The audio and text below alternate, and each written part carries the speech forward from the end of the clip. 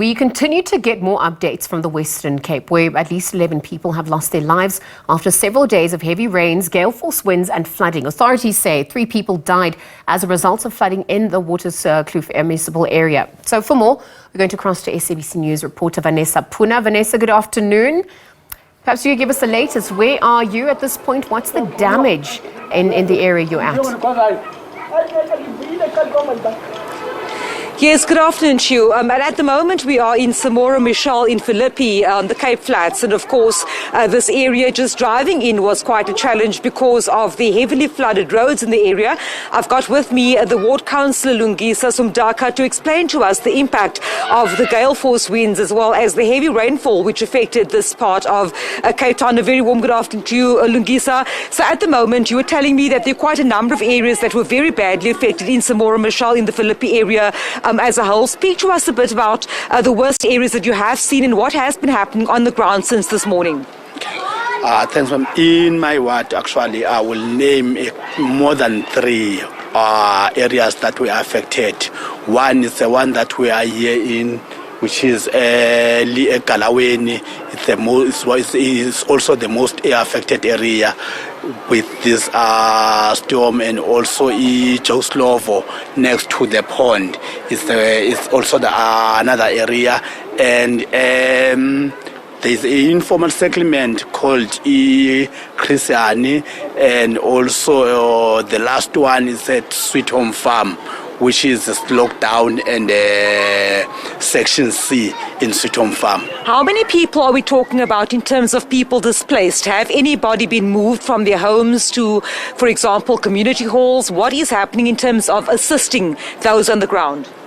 To be honest, my dearest, there is nothing that we've seen that can assist these people. As we speak now, in these houses that are behind me, they are sitting in the water.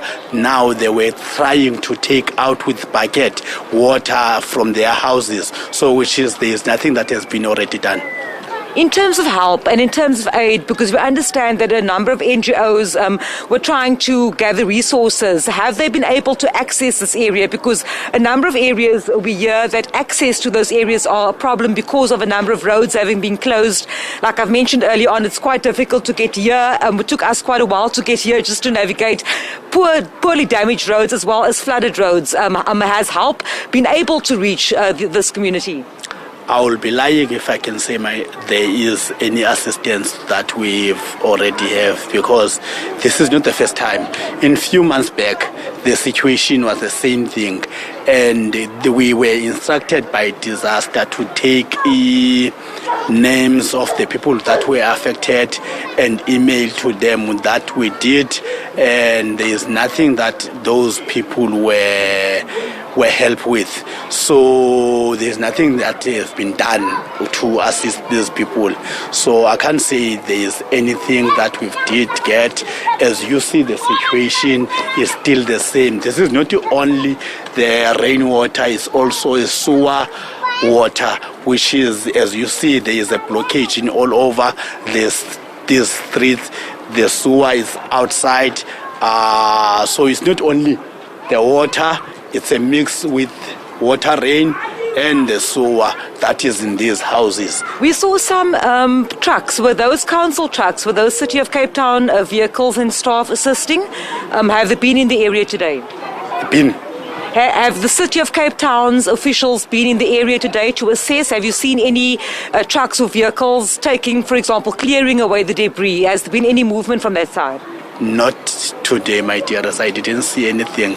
The only thing I was having, it was only yesterday. There was truck. They were trying to open the pond there by Waterskloof, because that pond is always blocked when we are having heavy rains. So yesterday there was. And then there was a communication that was saying the pond is running, but I didn't go now and see how does the situation there as from yesterday, because we were busy looking at other areas that they were also affected. Ballpark figure, and this is finally, before I let you go, Lungisa, very briefly, how many people, how many households would you say have been left underwater and in need at this point in time? If you had to give us an estimate figure, how many people? It's a lot. It's really a lot, because if I can say this informal settlement, I think there's about 105 households that are here. So that will tell you it's more than 100. If I'm going to say count only this informal settlement, there is other informal settlement also that are part of the area that I didn't count. I only counted this one. It's 100, and some other area there by Waterskloof is formal houses that are affected. It's formal houses, but the water is all over the shore because it's coming straight from the pond. The pond does not throw the water to where it's supposed to go, so it comes back to the houses. So it's a lot, because it's about more than 5 streets that are affected there. So it's a lot of people. I can estimate more than 1,000 people that are affected.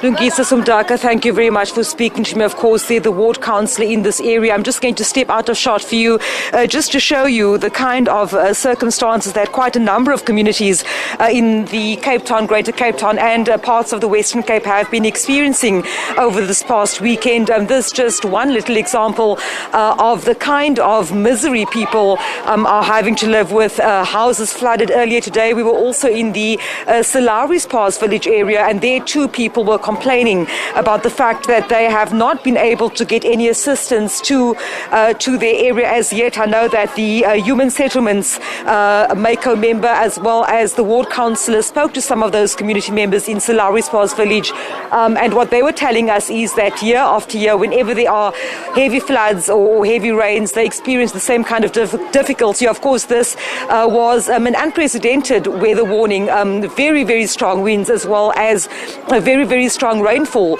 Today, of course, the sun is shining, giving, I suppose, mopping up operations a slight reprieve, and it won't happen overnight. I'm sure that there will still be many, many days ahead of trying to clear the debris as well as to get that much-needed humanitarian aid to those in need. No, absolutely, Vanessa. There are also questions about the health risks associated with the floods and the water that came as a result of the storms. Is anything being reflected on that front? Well, we've just heard now from the ward councillor Sumdaka saying that this area, for example, it's not just rainwater, that he was also mentioning that it is blocked sewers. So indeed a health risk, and of course people and communities concerned about health.